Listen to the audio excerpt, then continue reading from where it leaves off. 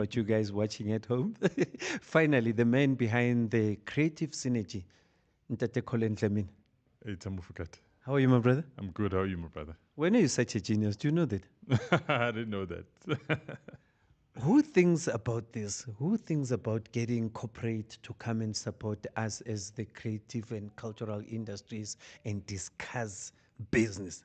It's another fellow creative, just like you. So, this is a platform for creatives by creatives. We didn't wait for government to create this platform for us, but we did it ourselves. So, that's what it's about. It's about us creating meaningful conversations so that we can have regulatory certainty and stimulate investments into the creative economy of South Africa.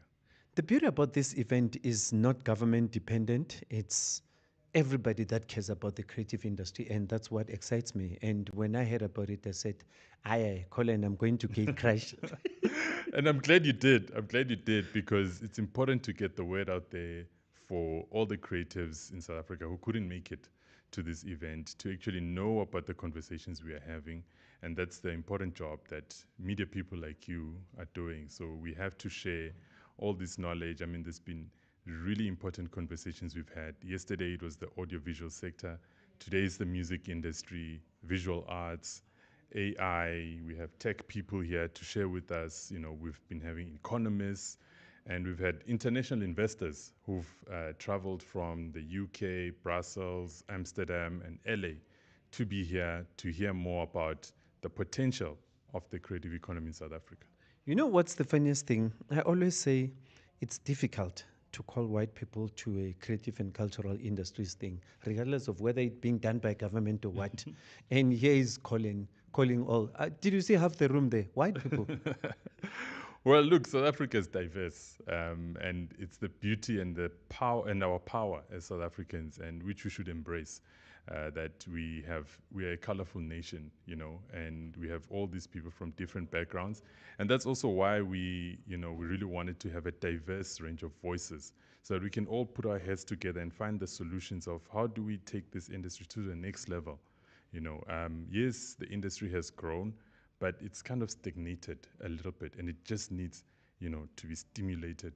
And that's what we're doing today by having these critical conversations.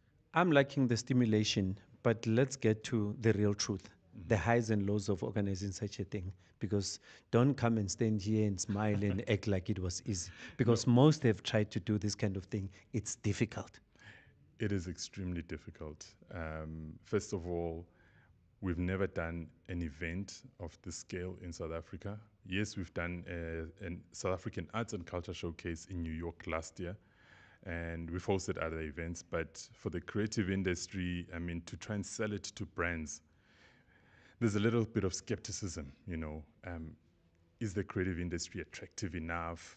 Are they serious people? And all of that. But we've dispelled that today, and we've brought back more confidence to the brands that have supported us. And that means we'll do it again and again and again. And it's important to have this type of platform.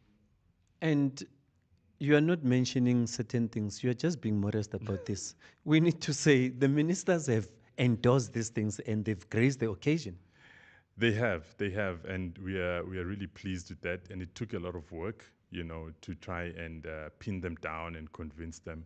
And it's extremely important. We had three ministries that were invited: Department of Arts and Culture, Department of Communications and Digital Technologies, and Department of Trade and Industry. And why those three ministries is because there's major overlaps between these three ministries in how they regulate the sector, but they work in silos, and that needs to stop.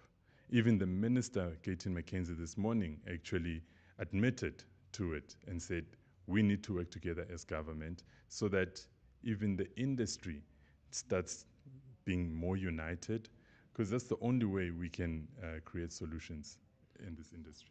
Me standing next to you, I would say it from the bottom of my heart. People like you need to be protected because if you didn't exist, this kind of thing wouldn't exist. And what if no one is ready to take over the baton? Thanks for your kind words, my brother. I think there's so many young people in the room, who are ready to take the baton from people like us.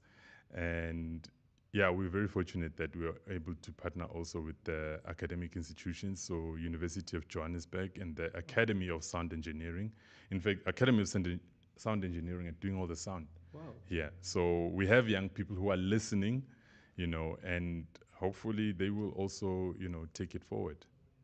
I would appreciate if this thing goes on and on forever. And thanks a lot. We had to steal Collen Dlamini from inside the session, and we will try and find a way of getting to convince him to come and have a 1 hour sit down like we did with the other two CEOs. And we are going to pose a challenge to him to commit into coming to our studios to discuss this further.